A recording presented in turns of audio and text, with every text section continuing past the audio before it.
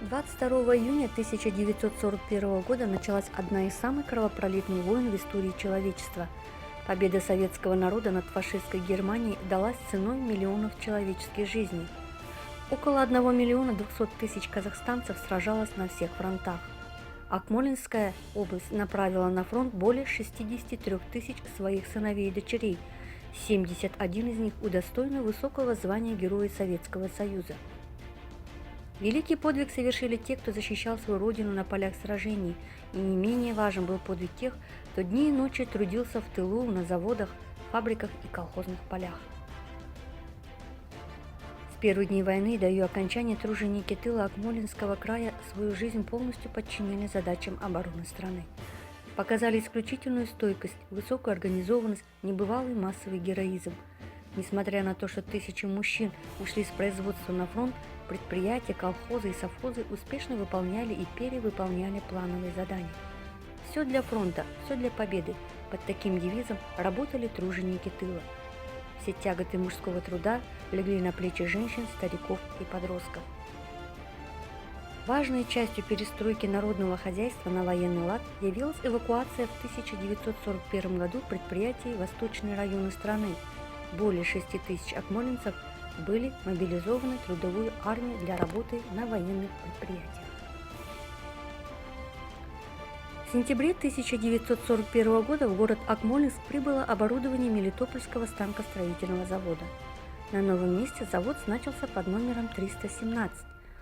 Вместе с заводом в город приехали 165 мелитопольцев во главе с директором Муравьевым. Их ряды пополнили местные рабочие. Основные цеха разместились в помещениях педагогического техникума, где стали выпускать 45-миллиметровые осколочные снаряды, мины и гранаты. 1 мая 1943 года коллективу завода было присвоено почетное звание гвардейцы Трудового фронта. Осенью 1941 года в Кокшетау были эвакуирован Подольский завод швейных бытовых машин. В эшелонах вместе с оборудованием Подольского завода прибыли рабочие их семьи. Для размещения оборудования Подольского завода Кокшетауским механическим заводом были в срочном порядке подготовлены несколько площадок в центре города. Основные цеха расположились на базе механического завода. Завод стал именоваться военным секретным заводом номер 621. С первых дней работа шла круглосуточно. Рабочим по 2-3 смены приходилось стоять у станков. Было налажено производство швейных машин промышленного типа, выпуск оборонной продукции, это осколочные и фугасные мины, гранаты, головки и стабилизаторы для мин. Уже в 1942 году заводчане отправили первые вагоны своей оборонной продукции.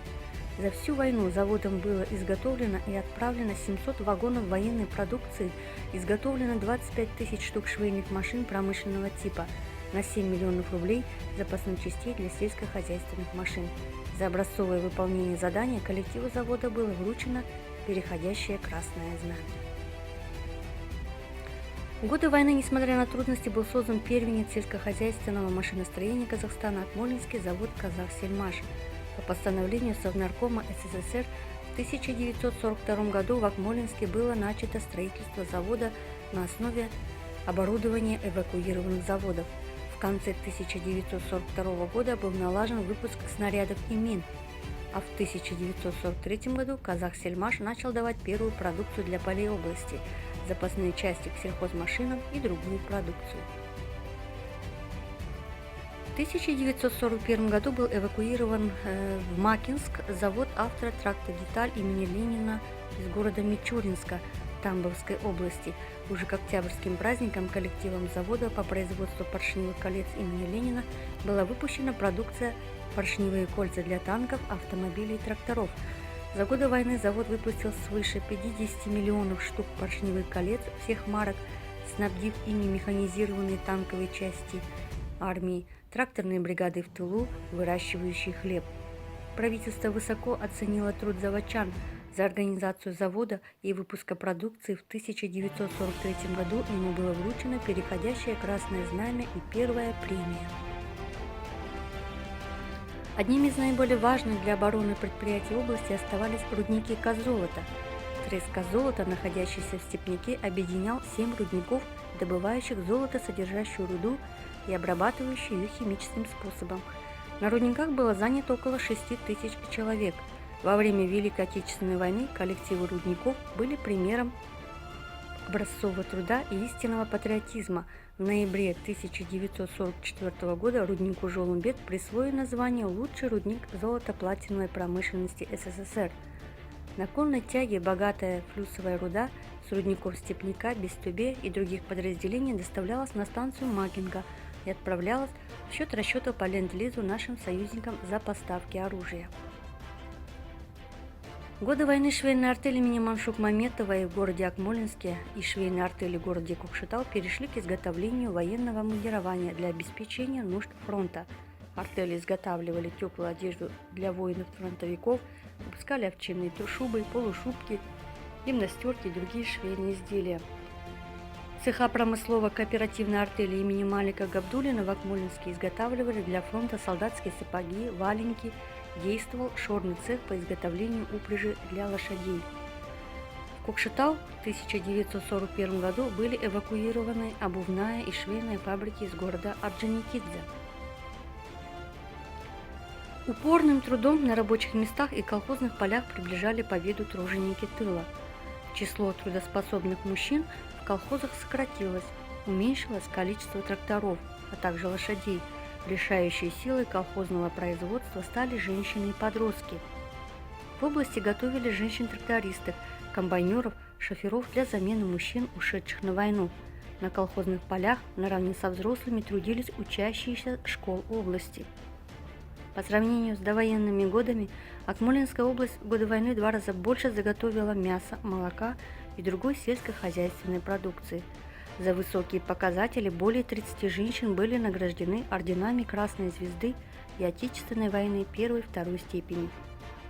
На полях колхозов и совхозах области появилась новая культура махорка, были расширены посевы картофеля, овощей, увеличены посевы зерновых и поголовья скота. Благодаря героическим усилиям простых людей, а именно в основном женщин, стариков и детей, за 4 военных года Акмолинской областью было сдано государству более 32 миллионов пудов хлеба, 24,5 тысяч тонн мяса, более 59 тысяч тонн молока. В начале войны в Акмолинскую область были эвакуированы и военные госпитали, которые разместились в лучших зданиях. В Акмолинском регионе базировались госпитали в городе Акмолинске, Атбасаре, Сталинском районе, в Щучинском.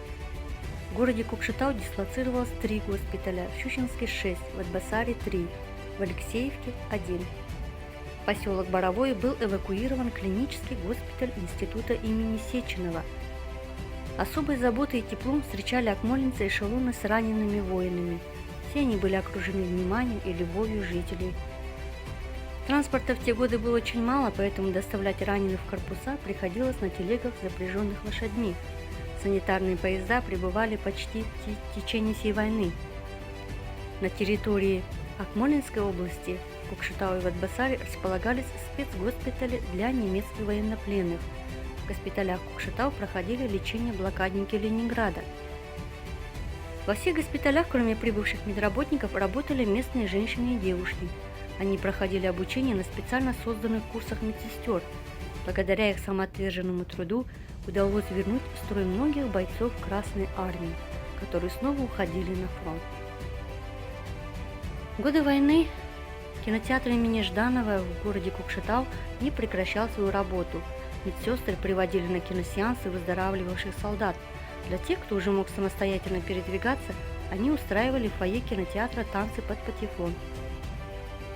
В северо-западной части Кокшетау есть старинное кладбище, где захоронены в братской могиле солдаты, умершие от ран в госпиталях.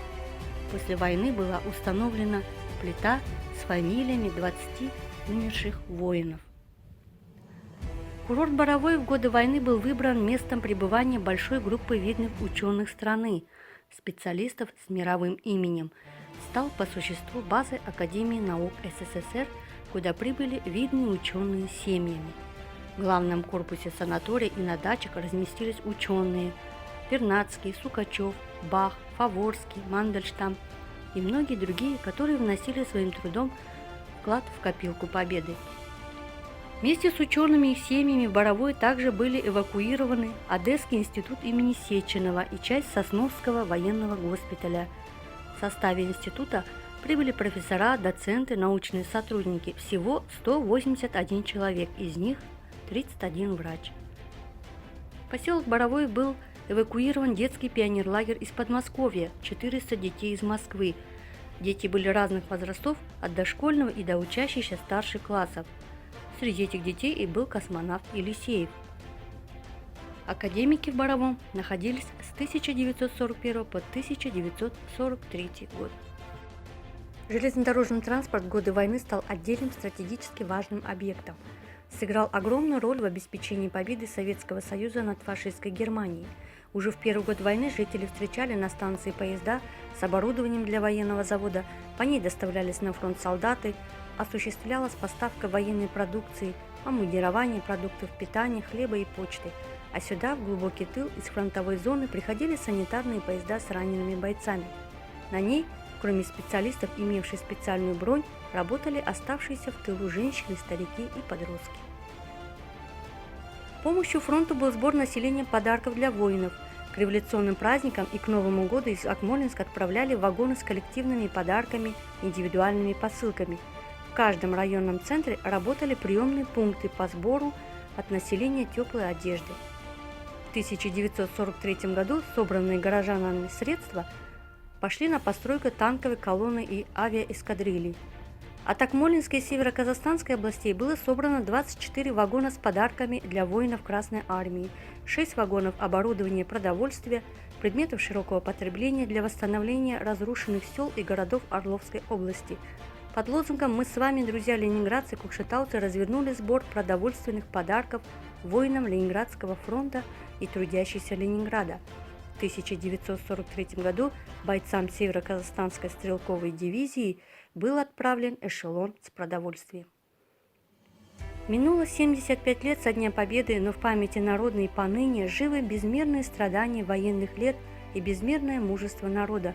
Мы преклоняемся перед мужеством и героизмом людей, которые в годы суровых испытаний сражались с ненавистным врагом, работали не покладая рук, помогали фронту во имя победы Родины, во имя будущего своих детей, внуков и правнуков.